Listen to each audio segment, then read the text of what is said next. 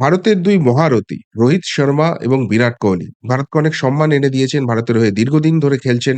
Senior একজন captain, একজন captaincy ছেড়েছেন বলে রোহিত শর্মা ক্যাপ্টেন হয়েছেন। কিন্তু তাদের রিসেন্ট যে ফর্ম দেখা যাচ্ছে, তাতে করে একটাই প্রশ্ন এসে গেছে, এবার কি মানে তাদের বিদায় নেওয়ার পালা এসে যায়নি? তারা সসম্মানে কি এবার রিটায়ারমেন্টটা ঘোষণা করতে পারেন না ইন্টারন্যাশনাল ক্রিকেট থেকে? অনেকে এই জায়গায় প্রশ্ন করতে পারেন যে, form is temporary, class is permanent. একদমই তাই। কিন্তু যে জায়গাটা দেখা যাচ্ছে, সেখানে এদের ফর্মটাকে কি সত্যিই টেম্পোরারি বলে আর ইগনোর করা যায়? ২ টো কারণ। এক, তাদের বয়স হয়ে গেছে। হয়তো মনটা চাইছে এখন আন্তর্জাতিক ক্রিকেটটা খেলতে, কিন্তু শরীর কি আর সেই ৫ দিনের ধকলটা নেওয়ার মতো জায়গায় রয়েছে? রোহিত শর্মার ক্ষেত্রে তাও ওয়ানডে ক্রিকেটটা মোটামুটি বোঝা যাচ্ছে যে হ্যাঁ, তিনি এখনো চালিয়ে নিতে পারছেন। কিন্তু ৫ দিনের ক্রিকেট পারছেন না। একে ক্যাপ্টেন্সির বোঝা, তার উপরে ব্যাটে এই পারফরম্যান্স।